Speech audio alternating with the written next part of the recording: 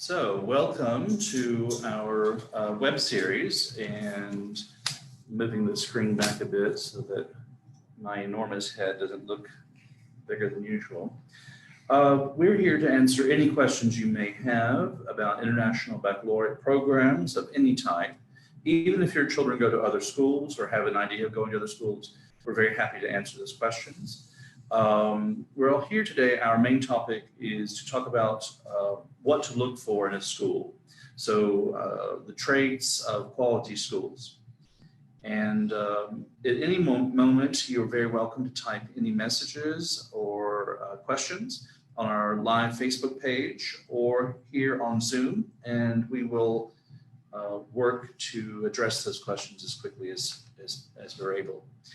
We're going to start out with our plan to talk about quality schools and what to look for.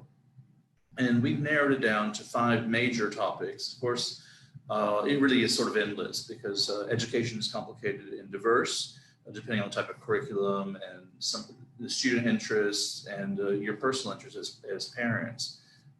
So let me just open up to make sure I have all the questions ready.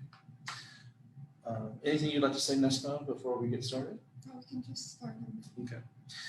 The first thing you should look for, or you're tempted to look for in a school, will be facilities. Like, what does it look like? And is it pretty? Where is its location? Those things can be important, but they're really not central to what makes a school in some ways. We'll get to that a little bit later, and instead talk about qualified teachers and qualified administrators. The most important aspect of the school, of course, and its entire purpose is the teaching of students. So what you're looking for are teachers that are qualified. Now, many schools will tell you their teachers are qualified, and I think it's important that we discuss what does qualified actually mean. And so we're going to break that down for you. I'll try to break a bit more often, let Nesma have time to translate into Arabic so everyone can understand and follow. And I'll try not to ramble as much as usual. Good luck with that. Okay. هو النهارده هنتكلم على تنوع أنظمة التعليم وإيه بالظبط المفروض أي ولي أمر يشوفه أو يدور عليه في المدرسة اللي هيقدم فيها لأولاده. في أولياء أمور دايما بيبصوا على منشآت المدرسة، شكل المدرسة عامل إزاي، بس مش هو ده الأولوية الأساسية. الأولوية دايما بتكون لمؤهلات المدرسين. ايه هي المؤهلات العلميه، ايه هي قدرتهم على تدريس الاطفال. So checking questions real quick.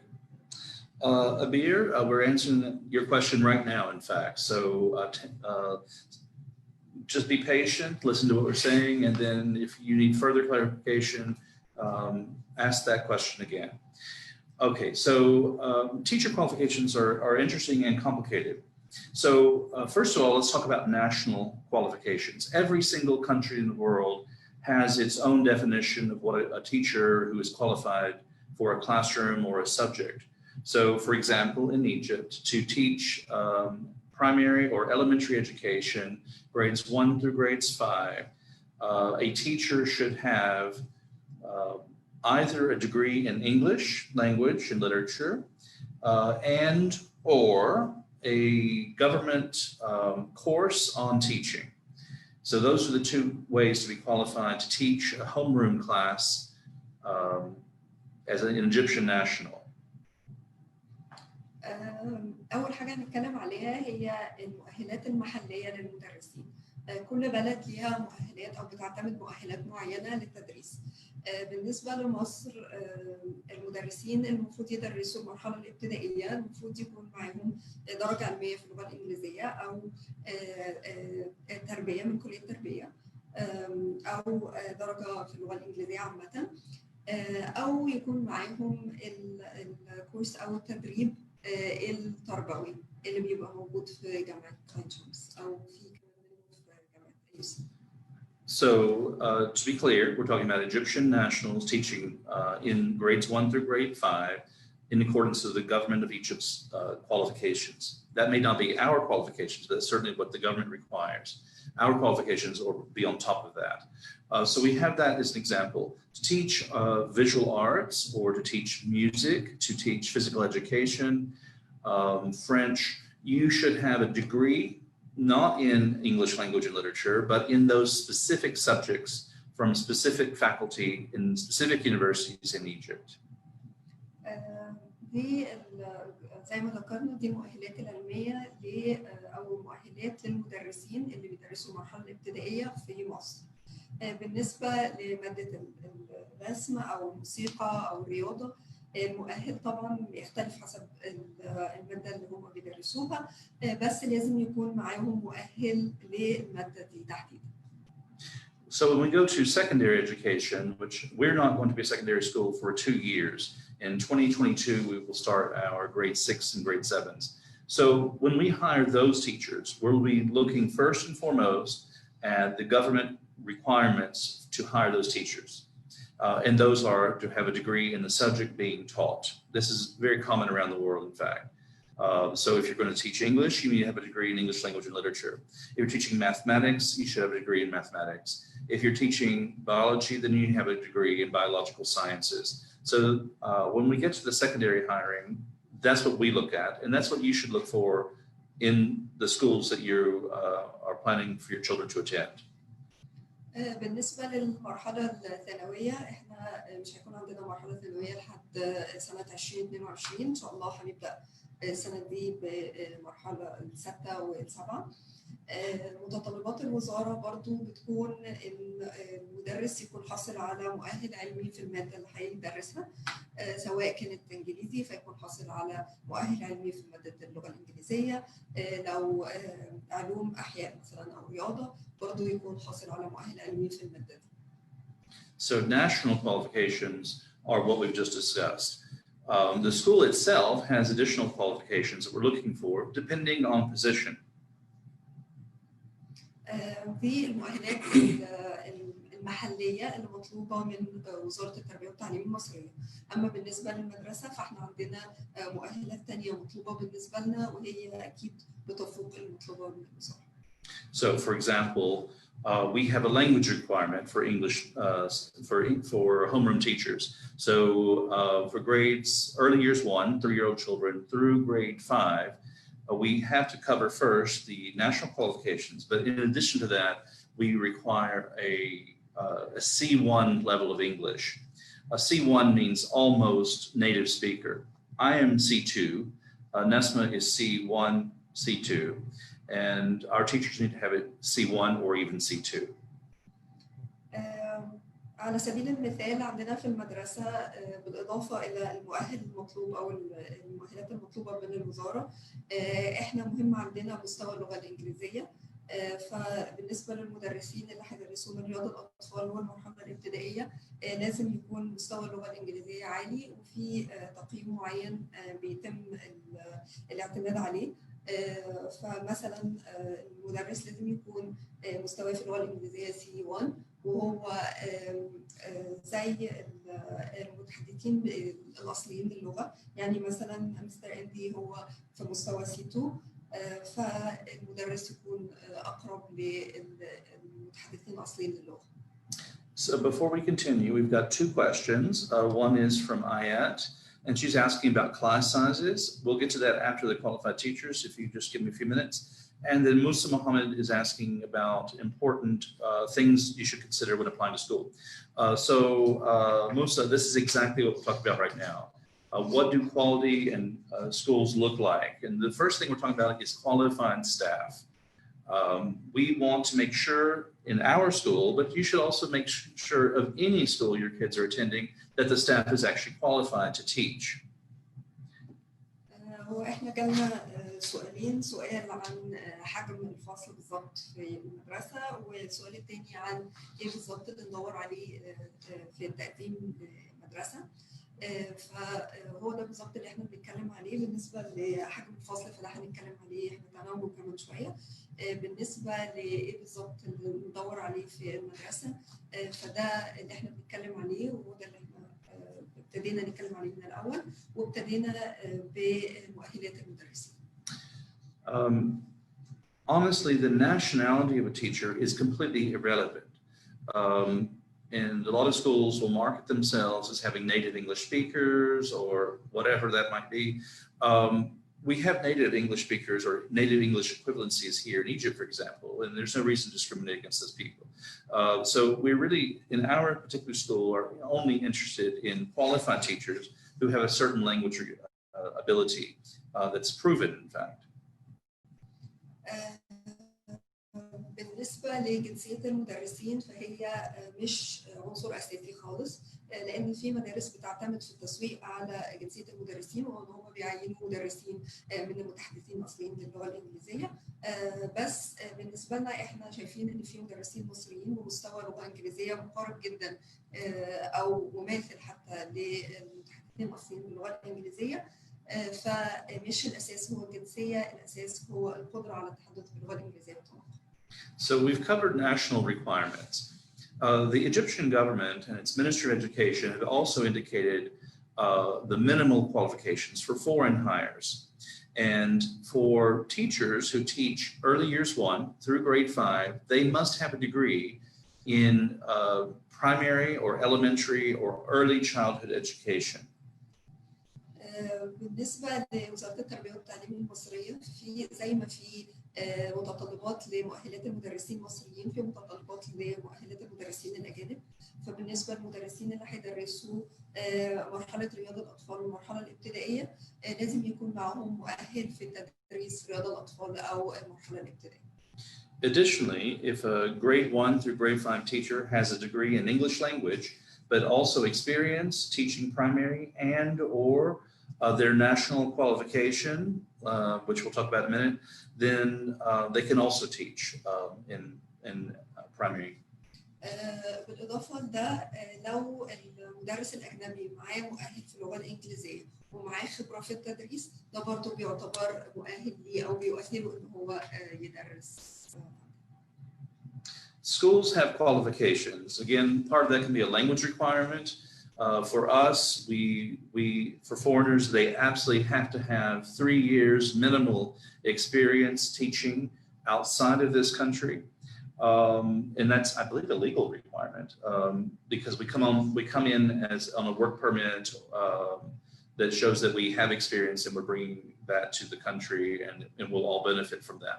So there are additional qualifications that we may ask depending on different positions, such as music or Arabic or whatever. برضو من ضمن المؤهلات المطلوبة للمدرسين الأجانب هو أن يكون عندهم على الأقل 3 سنين خبرة في بلاد تانية. وده طبعا إن هم بيجيبوا خبرتهم دي معاهم هنا وأكيد بيضيفوا للمدرسة وللأطفال. I recommend that if you're looking at, it doesn't matter if it's our school or another school, that's irrelevant. What's important is that you ask about what are the qualifications to teach in this school. Generally, quality schools that are accredited by international bodies, such as Council of International Schools or Western Academy of Schools and Colleges or whatever, maybe even Cognia, but they must have clear hiring policies and hiring procedures.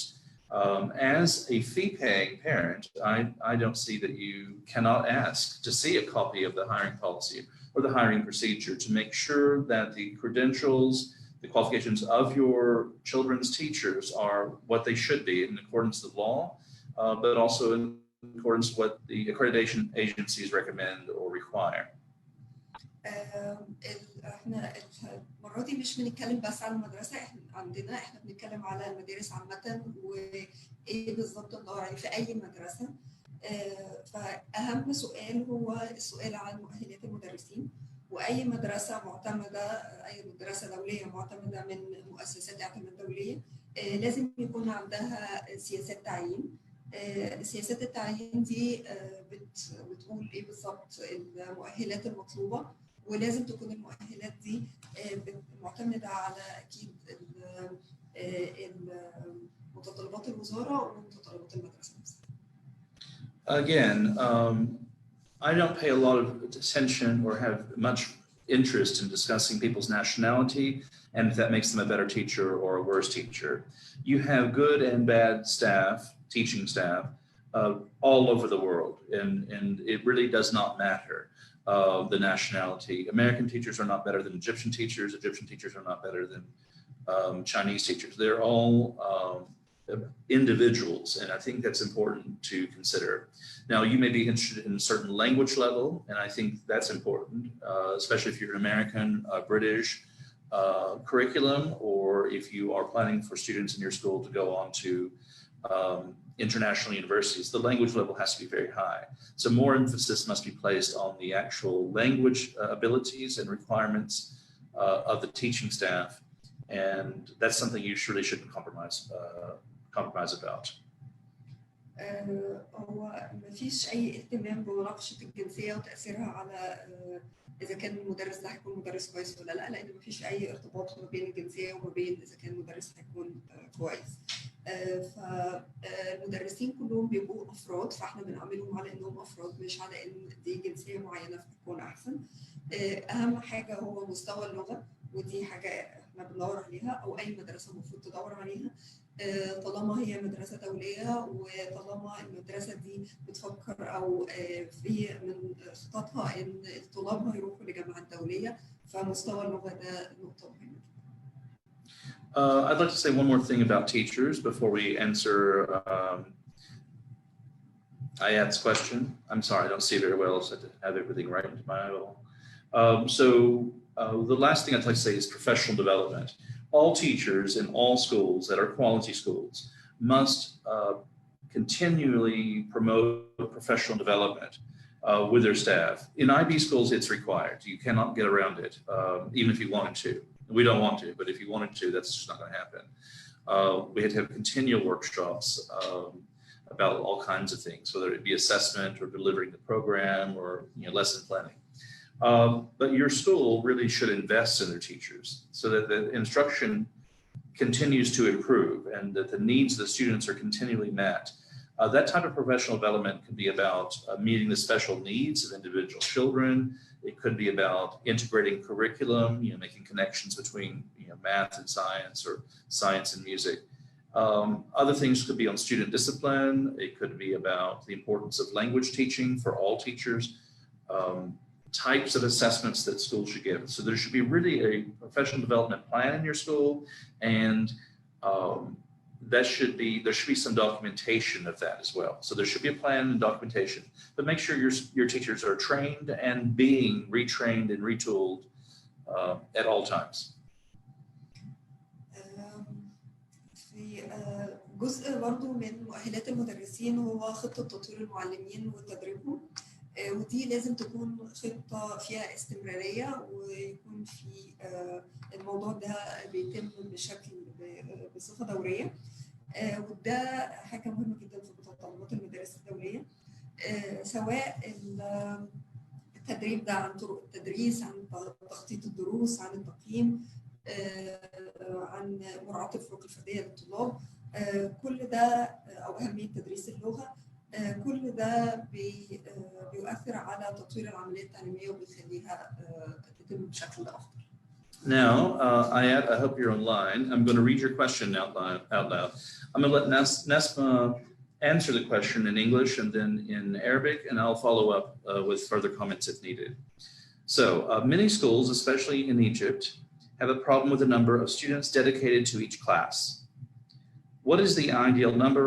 How is this determined? And how can I, as a mother, ask about this before choosing a particular school? This is a great question. And so basically we're looking at the ideal class size. And I'll let Nesma tackle that first. This is an important issue in primary education. Less of an issue sometimes in secondary, but let's let Nesma tackle it. Then I'll go to another question. I'll translate it first and then answer it in English and then translate. هو السؤال بيقول إن في مدارس كتير وخصوصا في مصر فيها مشكلة في عدد الطلاب الموجودين في كل فصل. فإيه هي أعداد الطلاب المناسبة وإزاي نقدر إن إحنا نحدد إن ده عدد الطلاب المناسب. Okay, so to answer this question, It's not about the number of students and the ideal number of students. It's about two main things. It's about the number of students, like the number of students in the classroom, like how big is the classroom and what number of students is there, so that the students would have room to move and to interact without feeling that they're squeezed inside. This is number one. The second thing is the ratio of students and teachers. So you can have 40 students in one class as long as you have room for them, but how many teachers would be able to supervise and facilitate the learning for this number of students? So for example, if you have a class of 5 students, you want to have, like, it's not needed that you have a teacher and an assistant teacher, because you have like more teachers than needed. If you have 10 students, for example, and you will have a number of centers in the class. So again, it depends on the centers, the abilities of the students, and the number of teachers who can facilitate learning. So these are the main 2 points that you should look for once you're trying to determine the ideal number of students for this specific class size. Before we go to the Arabic, I'd like to add that all that's true. Generally, however, we have some range of students. I think 18 to 24, this is the ideal range for a typical primary classroom. That number will change depending on how many children you have with special needs, for example. And of course, as Nesma said, the number of teaching assistants and the size of the room. As a teacher myself, I've had 32 kids in a classroom, I've had 28, and so it varies. And I was very successful with all these classes. So some of it depends on the teacher too. But with the IB PYP system, which is a lot of differentiation, a lot of personal attention to students, I think 18 to 24 is the ideal range. Again, depending on some other factors, but I hope that helps you. If you have more than 24, it may be difficult for the teacher and or teaching assistant to meet all the needs of your child. كترجمة للإجابة عن السؤال ده، هو إن مش عدد الطلاب هو اللي بيحدد هل الفصل ده هيمشي بطريقة مظبوطة أو لا، هو عدد الطلاب بالنسبة لحجم الفصل. هل الطلاب عندهم مساحة إن هم يتحركوا في الفصل ولا لا، يقدروا إن هم يتعلموا بشكل أو يبقى عندهم مساحة مريحة ليهم. ده رقم واحد. رقم 2 كان عدد المدرسين اللي هيقوموا بتعليم الطلاب دول، فالمفروض يكون في نسبة وتناسب ما بين عدد الطلاب وما بين عدد المدرسين. مستر اندي زود ان بشكل عام العدد المناسب بيكون في المرحله الابتدائيه بيكون ما بين 18 ل 24. طبعا العدد ده بيختلف لو في فروق فرديه او اطفال محتاجين او ليهم احتياجات خاصه فمحتاجين مراعاه زياده، فالعدد ده بيقل. بالنسبه لمستر اندي هو مدرس فصول من 28 ل 32 طالب، وهو قادر ان هو يتعامل في فصل عادي، فده برضه بيعتمد على المدرس. بالنسبه لنظام البكالوريا الدوليه المرحله الابتدائيه، فهو شايف ان 18 ل 24 عدد مناسب جدا انه يكون في الفصل طالما في مساحه في الفصل كافيه لوجود عدد الطلاب. So thank you for that question, Ayad, about classroom sizes and an ideal situation. If we did not answer the question to your satisfaction, by all means type it again or clarify the question a bit more, and we'll try to get back to you. We have I'm going to go and there's a couple more questions we have before we go back to the presentation. Mohammed Khalaf has emailed us, written us. You talked about primary school teacher requirements. What about middle school and high school? And then he asks about if you have a degree in math and science for 3 years teaching experience in a U.S. private middle and high school with no license. I don't know what that last part means, but maybe I can answer this. Again, I mentioned it in the very first few minutes of this presentation. The government, we look at several levels here. The first one is the Egyptian government requirements in middle and secondary school and a quality school that follows the law. A degree in math, qualifies you to teach math. A degree in science qualifies you to teach science. On top of that, the school, our school, for example, will require you to take the government courses to make you a certified teacher under the state. And Nesma's mentioned before that those are given at Ain Shams University and for people in Cairo, Ain Shams University and American University in Cairo. And so we prefer the one from American University in Cairo because it's got a lot more depth. It's 6 long courses over the course of a year and a half, 2 years, where the Ain Shams course is a little bit more simplistic and can be done relatively quickly. So if you have further questions, Mr. Khalaf, just send us a message and we'll answer that further. We have another question. It's in Arabic, so I can't read it. Schools start in a very good way with quality of education and values, and little students in the classrooms. Okay, and yes, so it's a small number of students in the classes, and they care about parents and they communicate with them very well. So after a while, all this changes and they just focus on school fees. Yes, so Ihab, your question is one that we're going to address. We have 5 points to talk about in terms of qualified school, and the last point deals with that. We can go to the last point right now, in fact.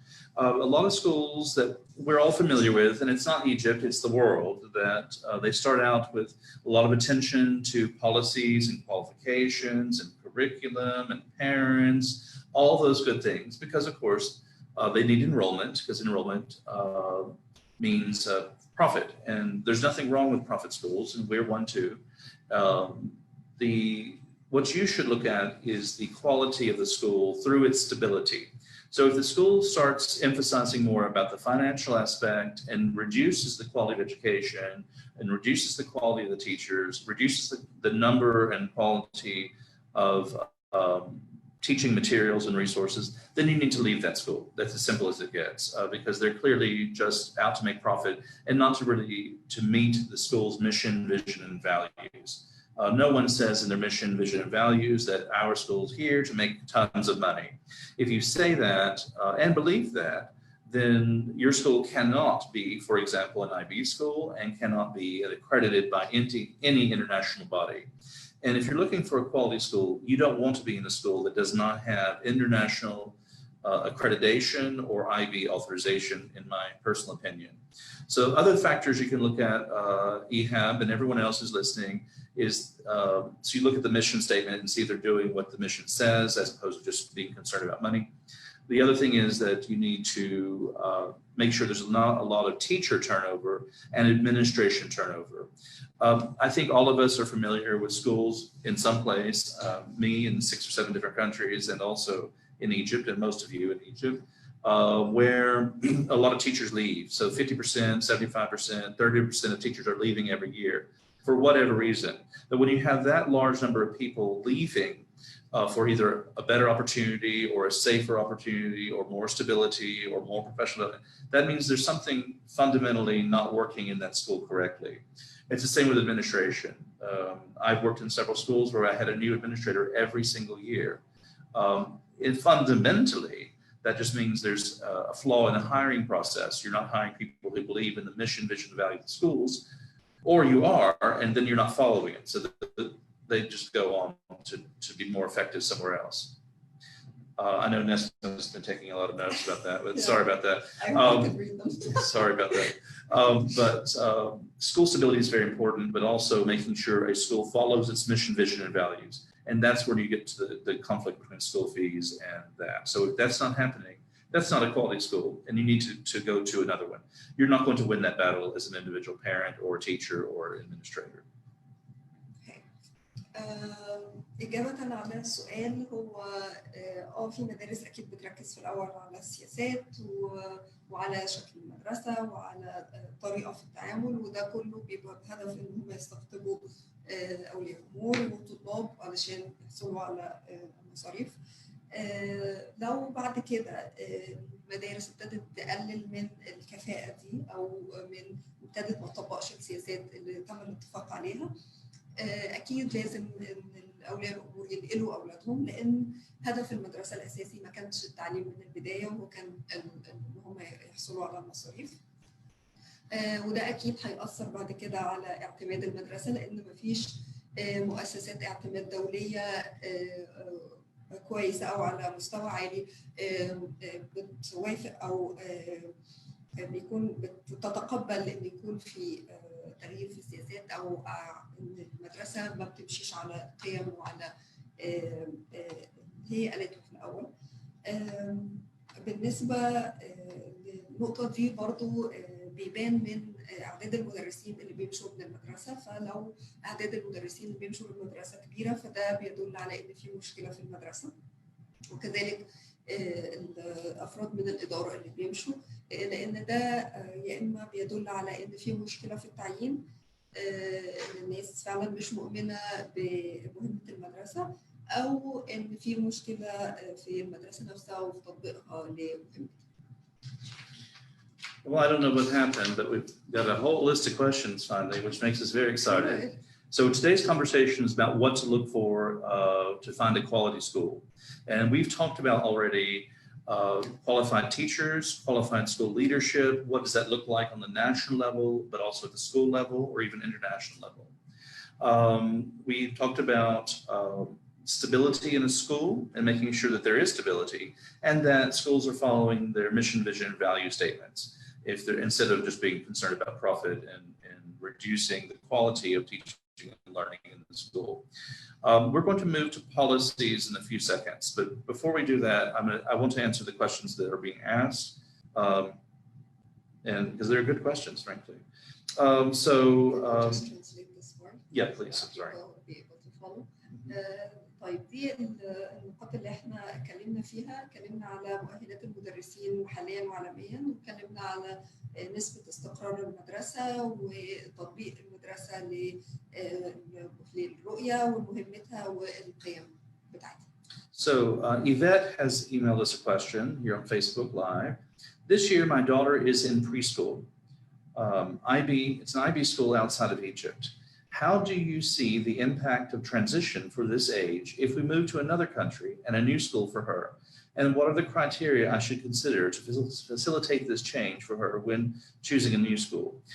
First of all, I think if your daughter is currently in an IB school, in an early years program, then transitioning to an early years program in another country is going to be a relatively smooth one. So what you need to look for is a school that has a mission, vision, and values that match your desires for your child. And I think you need to look for a school with qualified teachers and so forth and so on. So look for IB schools in Egypt, which you can go to the ibo.org website. And there's a whole thing called Find Schools. And if you navigate that, you can find PYP schools in Egypt. And then, of course, you should visit some of these schools. And part of your decision-making, frankly, will be which area of Cairo are you living in? Because this is a huge city. And so think about traffic, think about those rules. We hope, of course, that you contact us and discuss things with us, and we look forward to that. But you're going to look for qualified teachers, you're going to look at the teaching space, you're going to look at implementation of the IB program to make sure it's done correctly.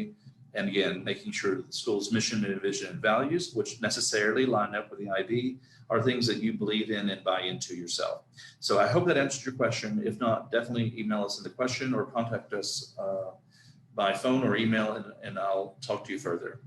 So we have another question. Thank you, Yvette. Should I translate? I'm sorry. Yes, please.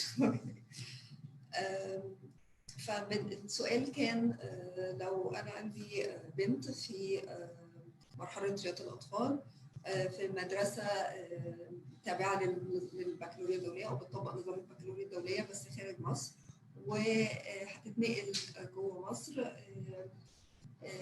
هل هتتم الموضوع ده بشكل سلس ولا عملية النقل دي هتبقى صعبة، وإيه بالظبط اللي أدور عليه في المدرسة؟ مستر أندي ذكر إن ده هيتم بشكل سلس طالما إنه هي في مدرسة تابعة لنظام البكالوريا الدولية، لأن النظام بيبقى موحد في أي بلد. وأهم حاجة الواحد يدور عليها هو إنه يبص على رؤية ومهمة وقيم المدرسة، ويتأكد إن هي مناسبة ليه ولأطفاله. وبالنسبة للمدارس التابعة لنظام البكالوريا الدولية في مصر، فهي موجود قائمة بيها على موقع البكالوريا الدولية، والناس تقدر إن هي تزور المدارس دي وتشوف المدارس دي متناسبة مع احتياجاتهم ولا لأ. وأكيد مع اعتبار مكان المدرسة في مصر، عشان طبعا بالنسبة للزحمة والطريق.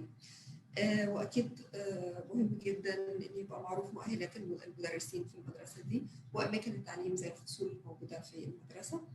وطبعا اكد على رؤيه ومهمه وقيم المدرسه. Thank you. The next question from Menna is asking, how are behavior problems, how should they be handled? So in a quality school, in my opinion, as Andy Dailey, is that your school should not be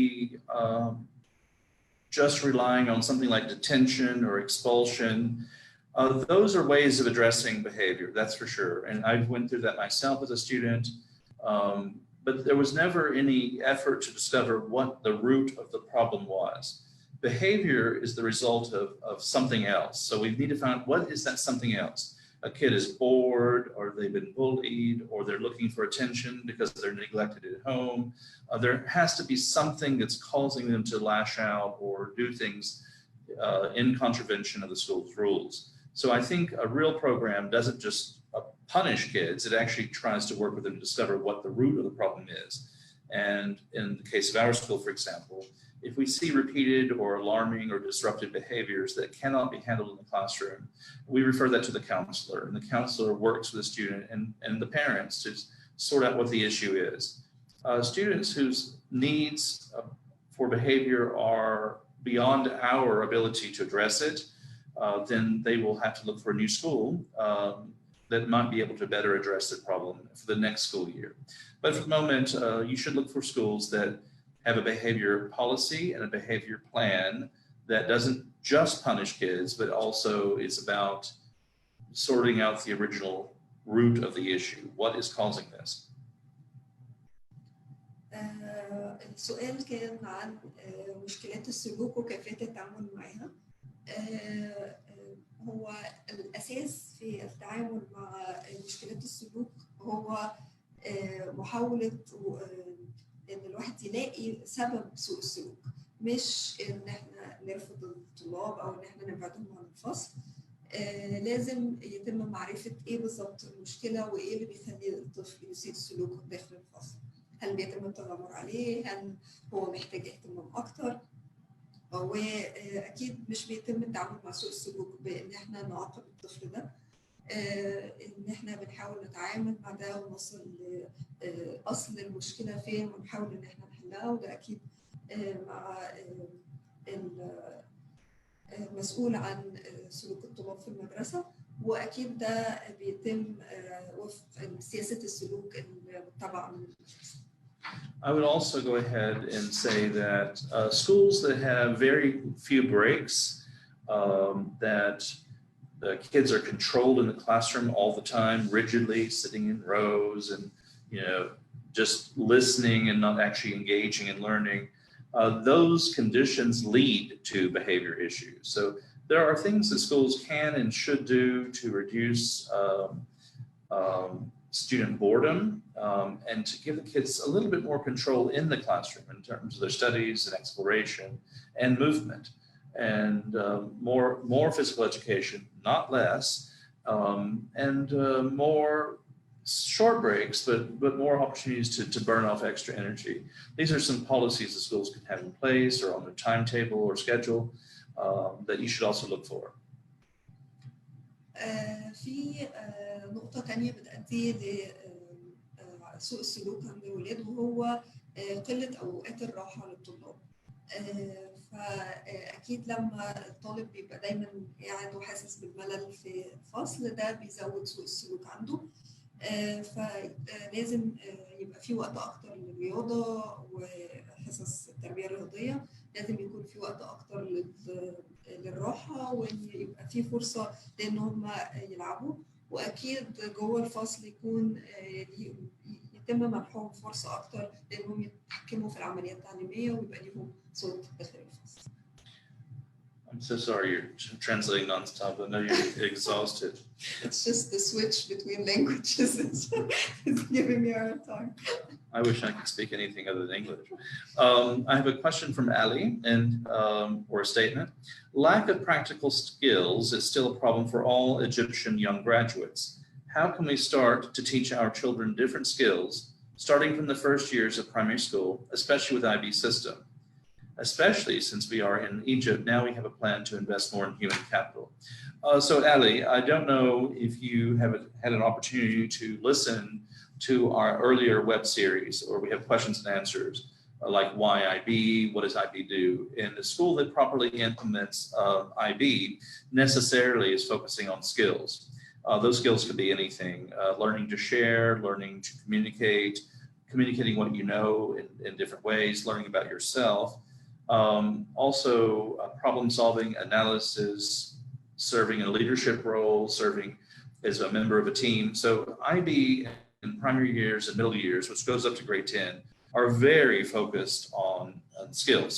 And so you and I both know that in a work environment, for example, or at university, most of what we learned in school, in a traditional education, which Egypt and America still uses, we didn't really learn skills.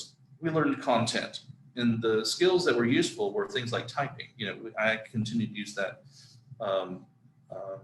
daily, and it's an important part of my life. But learning to communicate, learning to be part of a team, learning to do whatever, these are lifelong skills. We emphasize this throughout the IB if we do IB correctly. Uptown International School will be doing this correctly.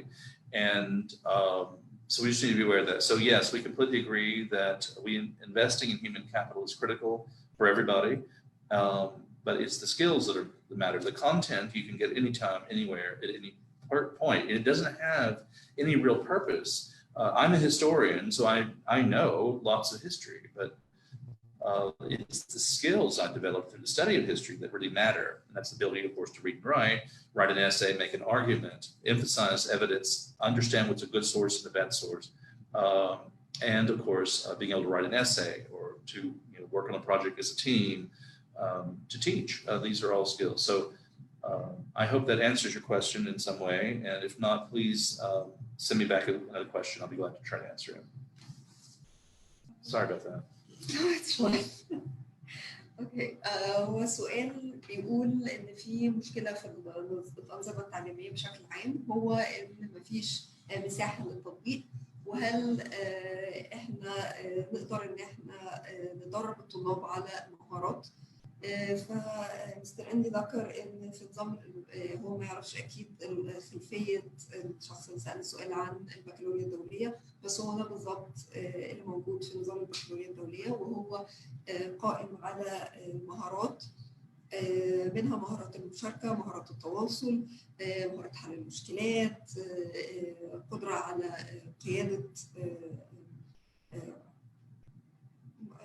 القياده عامه بشكل عام. كنظام تعليمي عام احنا ما اتعلمناش مهارات، ما كانش عندنا قدره على التطبيق اللي احنا اتعلمناه. اما في الاي بي فالوضع مختلف.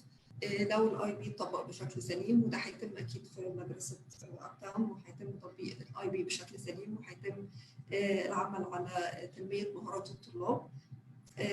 فاحنا مؤمنين ان المحتوى مش بنفس قدر الاهميه بتاع المهارات، وان لازم الطلاب يبقى عندهم مهارات تأهلهم ان هم يطبقوا المحتوى او ان هم بيتعلموه، واكيد منها مهاره القراءه والكتابه وتقييم المصادر، ازاي يقدروا ان هم يتعاملوا مع بعض ويشتغلوا مع بعض على مشروع على سبيل المثال. كل دي مهارات المفروض ان هي تتطور عند الطلاب علشان يقدروا ان هم يطبقوا. Okay, we have a question in Arabic, so I'm going to see from Nesma what this is. So they would like to visit the school. Can they visit the school soon? Are there going to be any buses for new cities? You need to call our hotline number, which is in our Facebook page and our Instagram page, and someone there will be able to answer those questions. So thanks, Ehab, for that question. So we're going to go back. I think we've addressed all questions. I think I should translate for that. Yes, sure. Sorry. هو لو حضرتك تحبي تعرفي اكتر عن النقط دي فيا ريت تتصلي برقم المدرسه وموجود على الفيسبوك وموجود على موقع المدرسه. So what you should look for in quality schools, we have covered two major areas so far. Teaching and administrative qualifications, both local and foreign for Egypt as a minimal government requirement, also some of the school requirements. We talked about, based on the question someone asked, about school stability and keeping on the mission, vision, and values of the school. Very, very important issues. We're now going to talk about policies. Quality schools have certain policies that they follow strictly, and they actually should be shared with parents. هو احنا كنا اتكلمنا على نقطتين في ايه بالظبط المفروض ولي الامر يدور عليه في المدارس اللي بيقدم اولاده فيها، وكنا اتكلمنا على مؤهلات المدرسين والاداريين بالنسبه لمصر وبالنسبه لبره. اتكلمنا على نسبه استقرار المدرسه وتطبيقها للسياسات، ودلوقتي هنكمل كلام عن السياسات واهميتها وايه بالظبط السياسات اللي المدرسه المفروض تمشي عليها. We've already talked about one of those, and that was a hiring policy. You should know what their qualifications are according to the school, and then for teaching staff or even school leadership, so that you know what they're saying they're doing. Now, if you find a discrepancy between what the policy says and what they're doing, that's something you should question. بالنسبة للسياسات احنا اتكلمنا على سياسة التعيين، والمفروض ان سياسة التعيين بتقول ايه بالظبط مؤهلات المدرسين او مؤهلات الاداريين او مؤهلات اي حد بيتعين في المدرسة، ولو في اي اختلاف ما بين السياسة نفسها وبين تطبيق المدرسة للسياسة فيبقى في مشكلة. So this is an example. There are a few other policies. Of course, you should always have a policy handbook, and if you don't have access to that, you better ask for that. We are strong believers in having child protection and welfare policy. This is a policy that works to make sure that the people who are working with students who have contact with them are qualified professionals who have had a criminal background check, so that we know that the staff that we're hiring does not have a record of abusing children in any way. So quality schools have a child welfare policy and procedure in place. This will protect your children, for example, from getting slapped from someone, for example, for a behavior issue. No school and no staff member should ever physically harm your child for any reason whatsoever. So make sure that your school has a child welfare policy or child protection policy. على سبيل المثال في سياسة حماية الطلاب، وهو مستر انتي كان بيأكد على ان المفروض كل المدارس يكون ليها سياسات، وان المفروض ولي الامر يحصل على نسخة من السياسات بتاعت المدرسة. بالنسبة لسياسة حماية الطلاب هي بتأكد ان اي مدرس او اي حد هيكون بيتعامل مع الطلاب مؤهل ان هو يتعامل معاهم بملف إجرامي أكيد سليم ما عندوش أي جرائم قبل كده. ده أكيد بيحمي الطلاب حتى من وجود أي إيذاء جسدي أو على سبيل المثال إن هو يتضرب علشان سوء سلوك مثلا، ده أكيد مش هيحصل، وده بيكون بناء على سياسة حماية الطلاب بتاعت المدرسة. Every single person who works at Uptown International School, for example, it doesn't matter if it's a bus driver or the housekeeper or the teacher or the director, every single person must have a criminal background check. For me, as the director, I worked most previously in Albania for 5 years. So by the government requirement, I had to have an official document from the government Ministry of Foreign Affairs of Albania, which was based on the Ministry of Interior report, that I have no criminal background of any sort. So that has to be legalized, notarized, and documented, and submitted to the Ministry of Labor here, and so forth. So every single person, and regardless of nationality or background, must have a criminal background check. That's what all quality schools do. كل شخص هيكون بيشتغل في مدرسة أبتاون سواء مدرس سواء سائق أيا كان لازم يتم الحصول على نسخة من ملف الجرائم بتاعه ويتم التأكد عن إن هو ما ارتكبش أي جرائم قبل كده. يعني مثلا دي آخر مكان كان اشتغل فيه كانت ألبانيا وهو حصل على ملف من هناك بأنه هو ما ارتكبش أي جرائم هناك وده بيتم تسليمه لوزارة القوى العاملة هنا في مصر للتأكيد على سلامة الطلاب لو اتعامل معاهم. So child protection and welfare is critically important as a policy. So a quality school has that policy in place. فسياسة حماية الطلاب مهمة جدا ولازم تكون موجودة في أي مدرسة للتأكيد على حماية الطلاب. A quality school has several other types of policies in place also.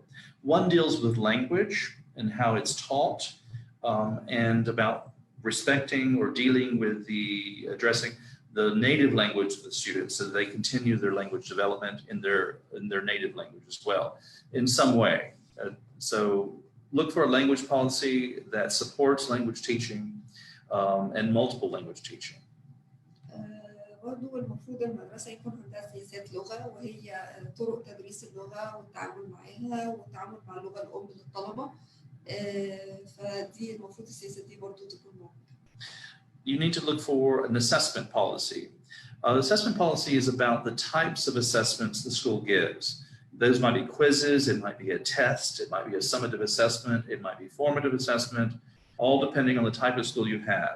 But the idea is how is my student evaluated in their success in meeting the school standards or program of any sort? What should I look for and how's that going to be done?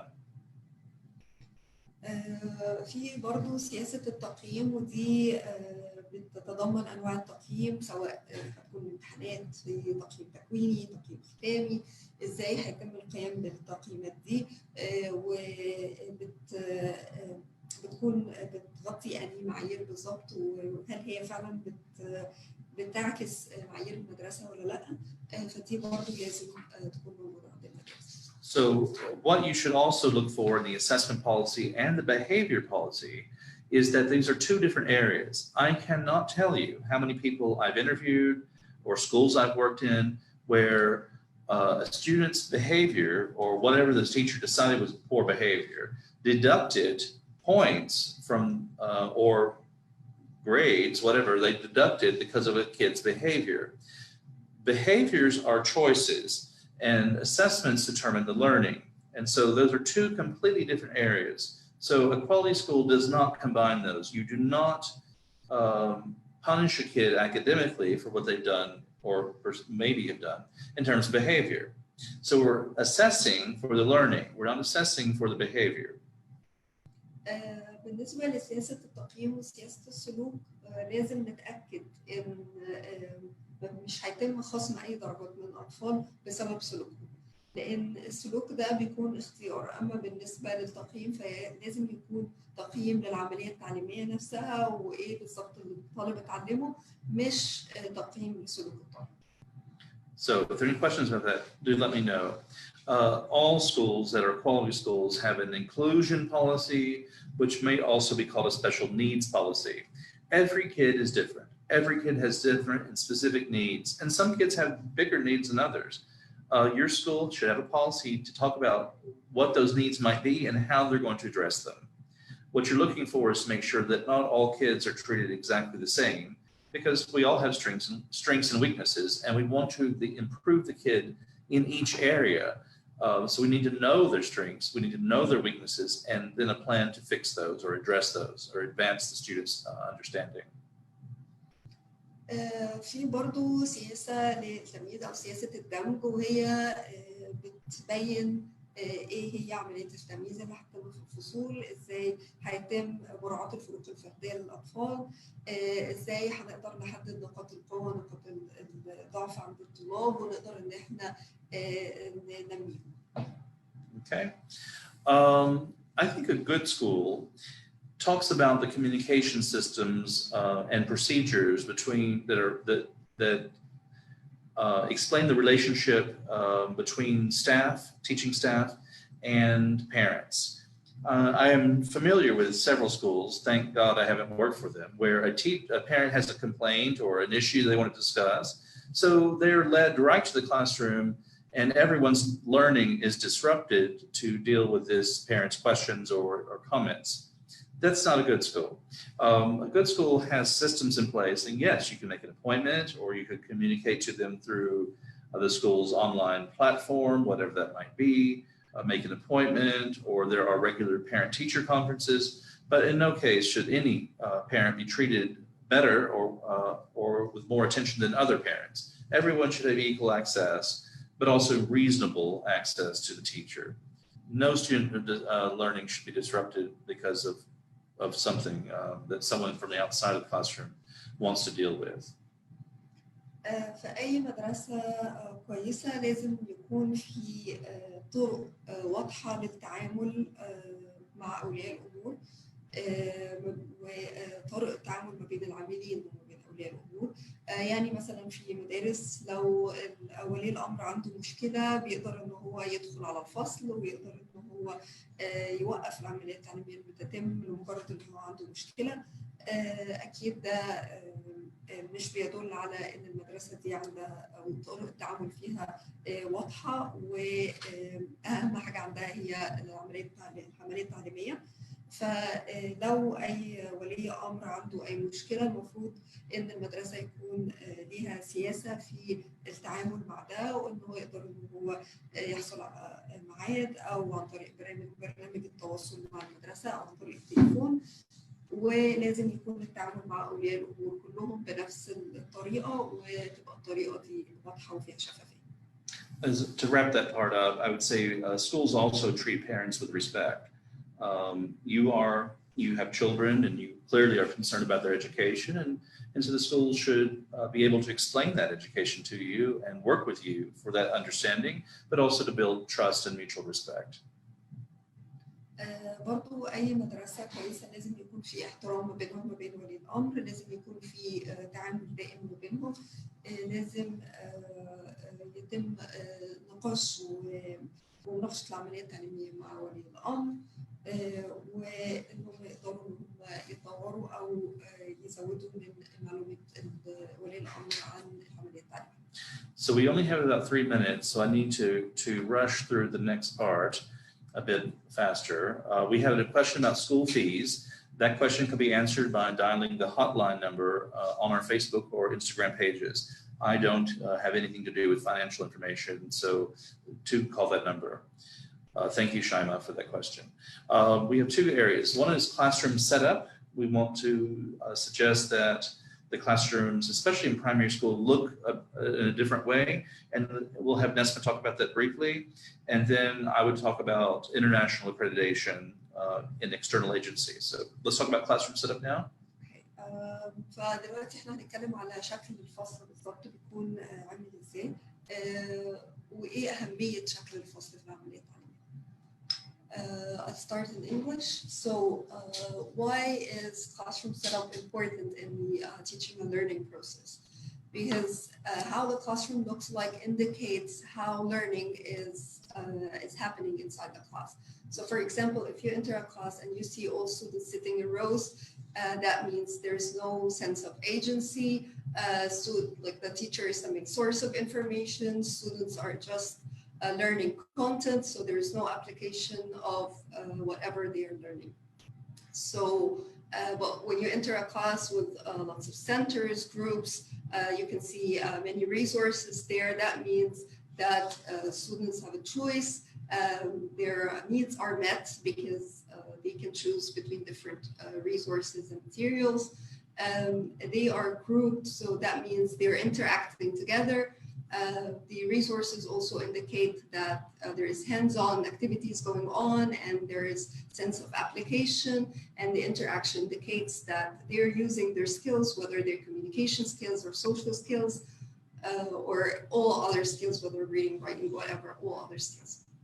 So this is how the classroom setup is important.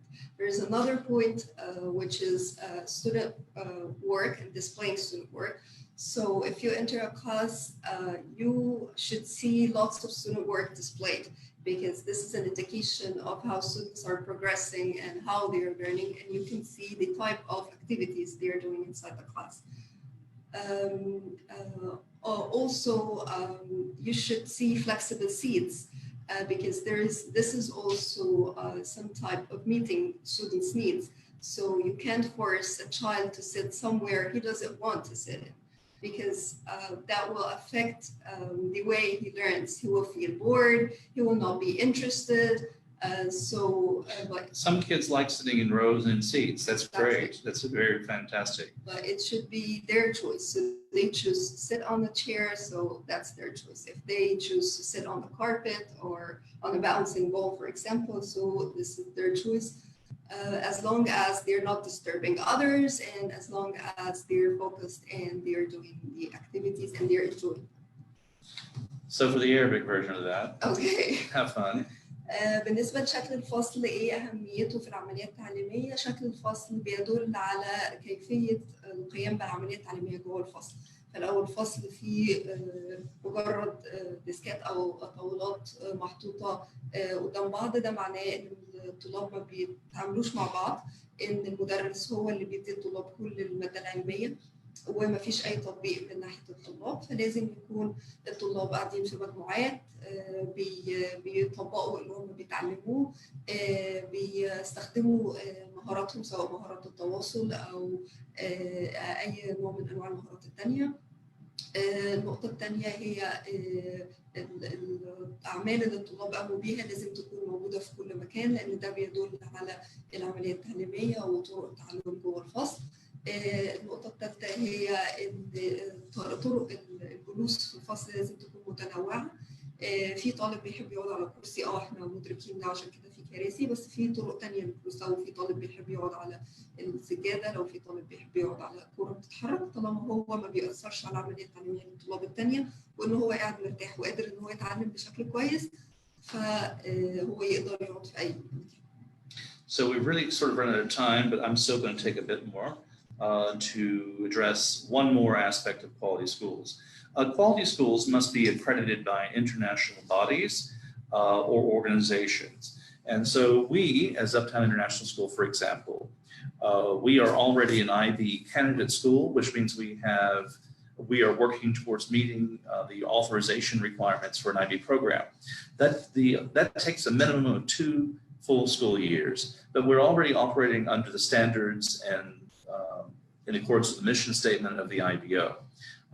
All people who are IB candidate schools do so. IB authorized schools have documentation that they're authorized schools, and you can assure that they are IB schools by going to the IBO.org website, which lists all the officially approved schools. Another thing that many schools do or have is accreditation. We have an accreditation plan, but we need to be a school that operates for 2 full years before we begin that process. And that process will take 2 or 3 years at that point. So that's part of our strategic plan, and we're looking forward to that process. But there are other organizations that you should consider that have already been authorized. So for example, a very high quality international level accreditation comes from the Western Association of Schools and Colleges. We have quite a few schools here in Egypt that are quality schools that are accredited by WASC. The other one is Council of International Schools. It's a very high level of international level accreditation that holds schools to a lot of different safety and teaching standards. So look for those international accreditations. And not all international accreditations are equal.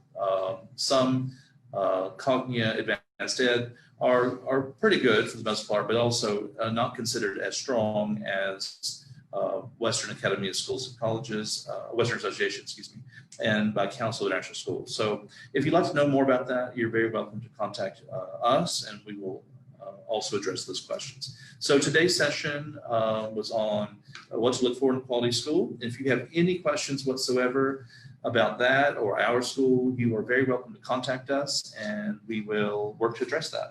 Sound good? Do you want me to translate this part quickly? I don't think we need it. I think that's it for today.